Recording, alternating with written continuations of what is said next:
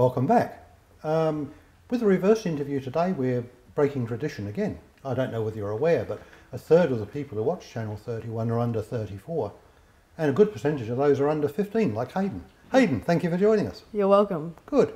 Now, Hayden, you're a regular watcher of the show. Yes, I am. Jolly good. Do you enjoy it? Yes, it's very good. That's cool. Do you reckon it's good for people of your age to learn something about money? Yes, later in life you needed to learn about the budget, so... Yeah.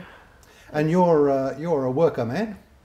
You earn money delivering leaflets and stuff? Yeah, I work for my mum, so Yeah. every week I do about an hour or so. And do you save money as a result of it?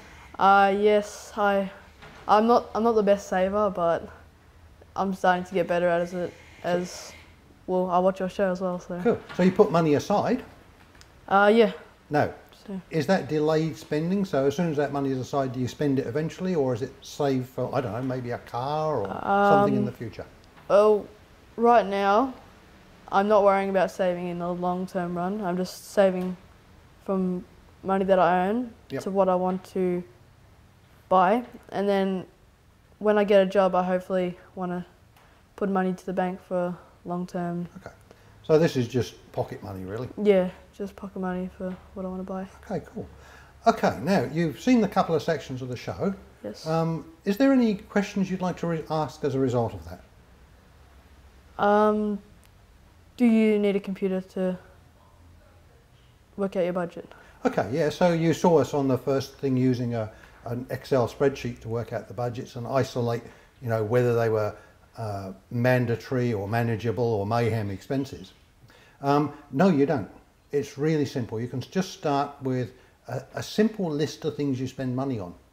So for somebody who runs a household, that would be rates and, you know, all that type of stuff, insurance and entertainment and lifestyle, you know, food and accommodation, all that. For somebody of your age, it might simply be saving for, what's the next thing you'd like to buy, do you think? What are you saving for at the moment? A new computer. Okay, so you might put all your money in for a new computer, but then that's a longer term goal. You might have shorter term goals. So you might say, like, I wouldn't mind buying a new computer program or a new game or something. So some of the money is diverted to that and some of it's for the major goal. So budgeting allows you to achieve both the short term and the long term. So when it comes to having the money to buy a new computer, because you've budgeted, you haven't spent it all on computer games in the meantime, if that makes sense. So that's relating it to your sort of circumstance. But the truth is that anyone who's doing a budget, just simply write down what you spend money on. And it's much easier nowadays. You know, in the old days, you used to pay some by cash, some by cheque, some by credit card. Now probably most all bills are paid with credit cards. Just get your credit card statement for the last couple of months, write down all the things, then go through them and say, okay, we saw earlier how you mark them red, orange and green, mark them up red, orange and green. Have a look at the greens and see if you're overspending. Have a look at the orange and see if you can manage it. Have a look at the reds and see if you're overcommitted. So, no, a computer program isn't necessary. There are some good computer programs around, however. This is a long answer to the question, Hayden, isn't it? Yeah. Okay, but there are some good computer programs around. There's lots of budget programs available on the internet. Some of them are free, some of them are paid for. If you enjoy budgeting, many people don't, but if you do, then those computer programs give you a far greater feel for what's happening. So in our household, my wife will say to me, you need to buy some clothes, and I'll say, nothing wrong with my clothes. She'll say, yeah, but your budget's growing, you need to buy something. Yep. Now that's because Anne likes to allocate stuff and know where it's going, and that way we never overspend. I'm not a great budgeter, but I am a great controller of where money is spent, and that's incredibly important. Okay, sorry for the long answer. That's right. Now, what else occurred to you out of the program? So, how can I improve my finances? Well, it's a nice formula, and it's really simple. You either earn more or spend less.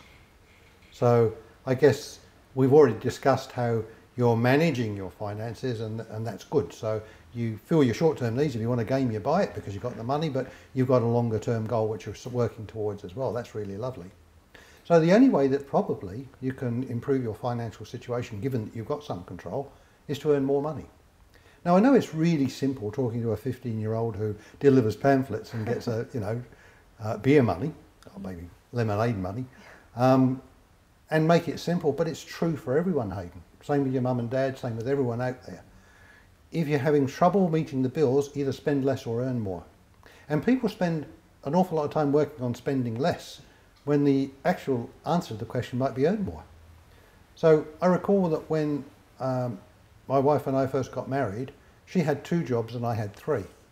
And I don't know, but that seems to be not quite so popular now. In fact, I got into sales because I was teaching and I needed to earn some extra money, so I canvassed insulation leads. And then eventually ended up by selling insulation. And that was a good way because I sat one school holiday in my home with 6 weeks time and no money to do anything. Yeah. So the answer was to spend less? Well, possibly, but that wouldn't have solved the problem. So the answer really is look hard at earning more as well. Okay, Hayden, look, thank you very much for joining us. Just before I close out, was there anything else that you wanted clarified as a result of this show? Is there different ways of budgeting? Yeah, well, there is. So there's the budget that we've done this time around where we've looked at every item. Okay, but there's the other way that we've spoken about in the earlier series where you say, okay, well, I'm going to allocate, I don't know, 40% of my income for bills, 40% for debt, 20% for savings and entertainment. And then if the 40% isn't enough, then you have to look somewhere else to find the money. Well, that might be reducing entertainment, so it might be 15% for entertainment, which means then you've got your 45% for bills. So you can do it that way as a trial and error. And that works as well. It's just a little bit slower unless you've got a feel for how much you're spending. But look, either way is cool.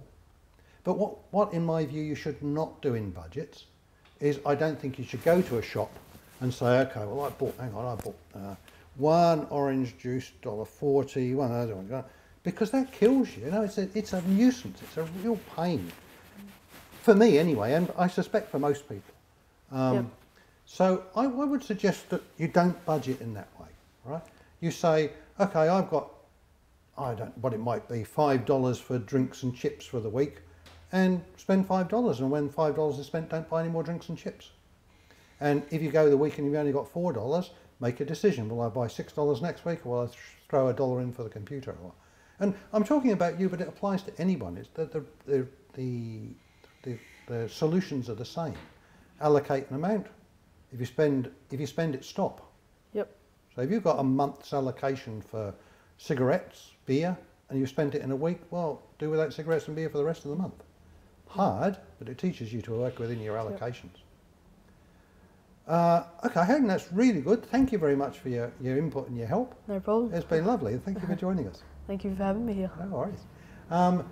Isn't it lovely to have someone who's under 15 who's thinking maybe what's for the future and having the ability to say, look, I want a computer, I need to save for it, I want short-term goals, and achieving that balance. It's lovely. I hope that you're doing that as well. If not, you should be ashamed that you've been taught these lessons by a 15-year-old.